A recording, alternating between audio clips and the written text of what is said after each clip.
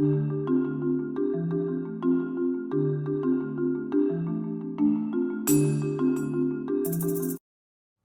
everyone, I wanted to share with you one of the most important aspects of creating an integrative health, nutrition, and lifestyle practice is really understanding that there is one root cause of all debilitating conditions, all forms of dis-ease, which, as we've mentioned in previous videos, is basically just a body and mind out of ease, out of synchronization, out of harmony. And the number one root cause of every form of dis-ease in the world is stress.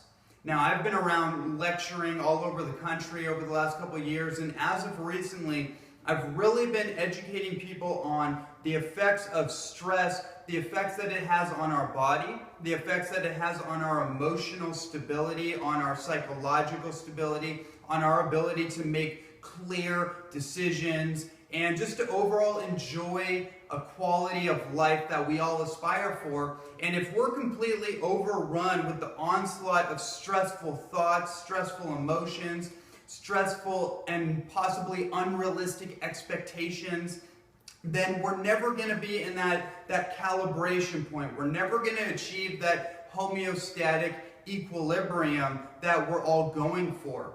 And I want to share with you from an immunological perspective, from an immune system perspective, what stress does to our body and how it inhibits our growth, our progression, and our health moving forward. There's a type of science called neuroimmunology, and this is basically the science of how our thought forms, our psychology, actually affects the state and function of our immune system. So this means that if we're thinking positive, uplifting, optimistic, joyful thoughts that are in alignment with our visions, for example, then it shows that our immune system actually gets boosted. It's like when we receive a hug from somebody, when we open our heart to the world, we're actually anabolically growing. We're actually saying that we want to receive more, and part of that receiving process is receiving a healthier immune system.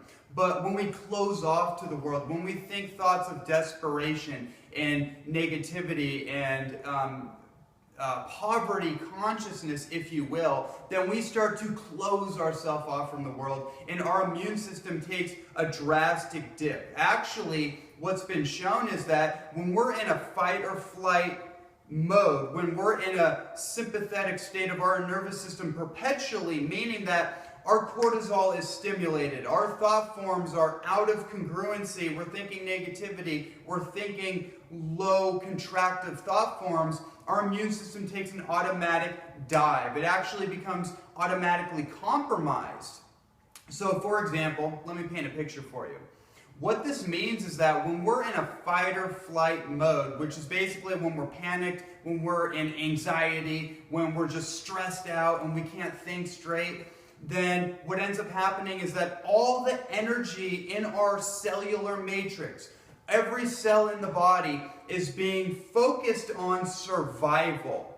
You see, in the body, what goes on is that everything works in a hierarchy of survival. So enzymes, for example, will be depleted from certain areas of the body, like our knees, like our ligaments, our tendons, the places that they're trying to repair from stress fractures, whatever the case may be. Those enzymes are trying to repair torn tissue in the body, but if we have digestive stagnation, if we've accumulated too much food matter, then those digestive or those systemic enzymes will be redistributed to our digestion to break up all that accumulated matter, because it works in a hierarchy of priorities for survival.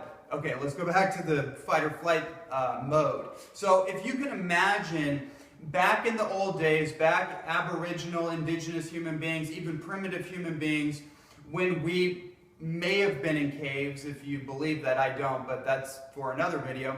When we were in that archetype, in that environment, and we had to, our basic threat from the external world was maybe a tiger, maybe some animal, a dinosaur, I don't know, whatever it is, that was chasing us.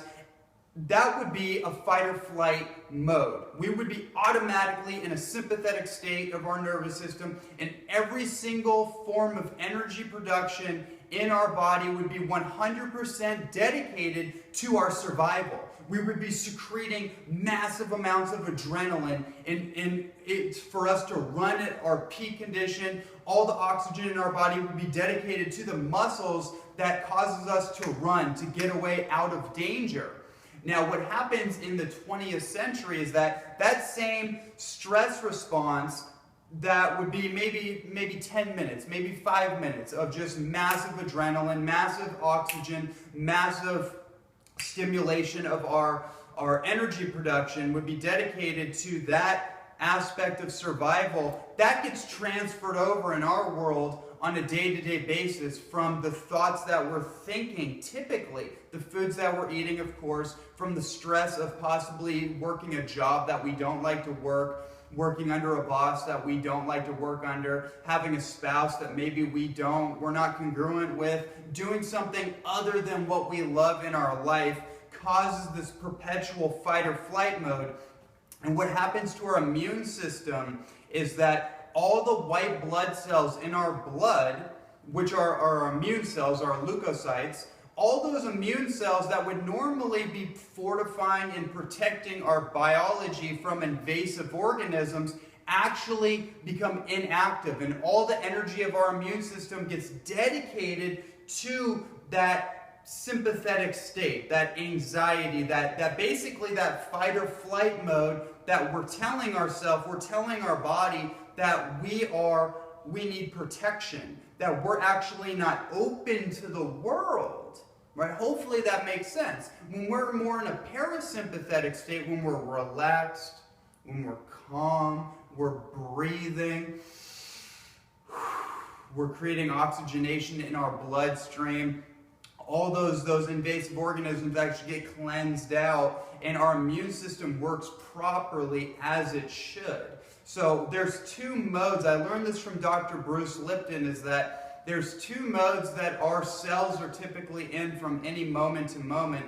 We're either in protection phase or we're in open phase, meaning that, like I've said in the beginning of the video, either we're open to the world or we're closed off to the world. So when we're in a protection phase, this is like being sympathetic. This is the fight or flight, the cortisol, adrenaline spike, is that we're closed off from the world. We're telling ourselves, we're telling the world or the universe or our biology, whatever you want to think of it, that we're not taking in information, that we're not taking in influences from our external world because we're actually scared. We're creating a wall around ourselves, and that's what our cells do. They create a wall around themselves over the stress of the situation, over the pressure of the situation.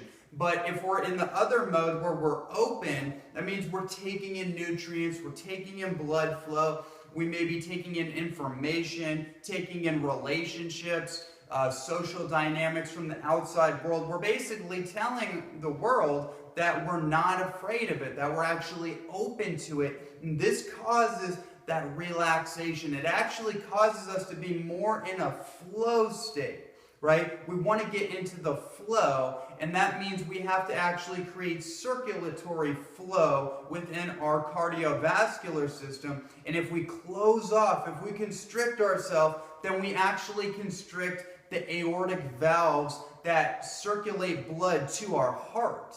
And that's one of the big reasons for heart disease, is that we actually constrict our arteries and we harden up. We harden up to the world, and that causes our body to harden up, right?